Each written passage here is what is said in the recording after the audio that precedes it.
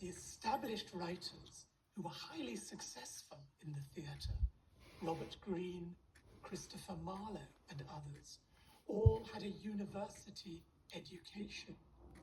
And Greene here, in calling Shakespeare an upstart crow beautified with our feathers, is both being rather snobbish because Shakespeare was a country boy without a university education, but he's also suggesting that Shakespeare is borrowing the words of Greene's own plays.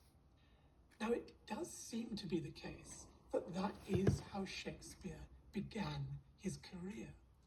There was an existing repertoire of plays, and Shakespeare seems to have been brought in to change them, to revise them, improve them, make them more interesting, more entertaining.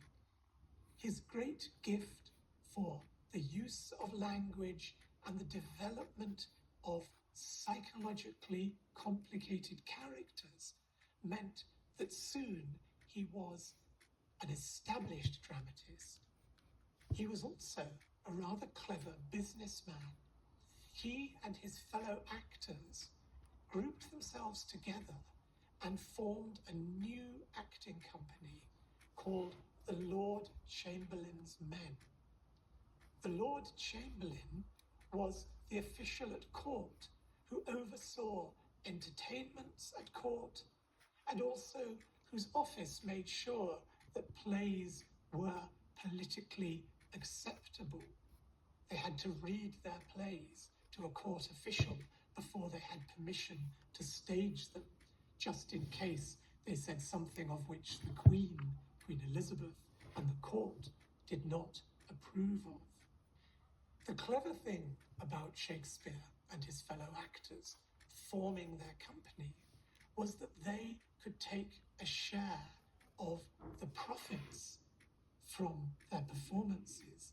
Until then, dramatists would simply write on what's called a piecework basis. That's to say, they would produce a play and be paid a little bit of money, maybe a shilling per act, by the producer. It was always the producer who made the money. But by taking control of their theatre, Shakespeare began to make money and indeed to achieve fame.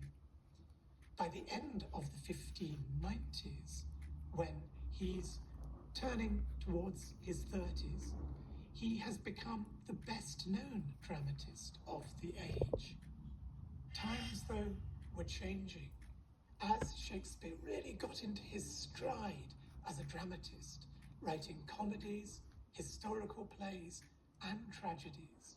The reign of Queen Elizabeth I was coming to an end, and there were difficult times, bad harvests, a problem with Ireland, wars abroad, and because the Queen had no child, an uncertainty over who was going to be the next monarch. In 1603, the old Queen died, and the King of Scotland, King James, became King of England as well. Fortunately for Shakespeare and his fellow actors, King James loved the theatre, and indeed one of the first things he did upon coming to London and becoming King of England as well as Scotland was to give Shakespeare's acting company a new name. They were now the King's Men, and they performed at court more often than any other acting company. It's very important to understand that the patronage of the court was essential to the survival of the acting companies.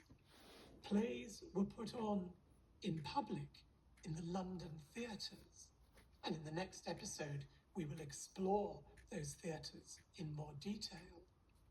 But plays were also put on at court for Christmas festivities, or royal weddings, or if there were visiting diplomats. The acting companies were summoned to court to put on play for the entertainment of the king and his family. His wife was also a great lover of theatre. Many of the surviving records of Shakespeare's life and work come from the court accounts, where we see them being paid to play at court. Sometimes they were invited at quite short notice, and that meant they had to work up an old play to go back to their repertoire to find a play that had not been performed before.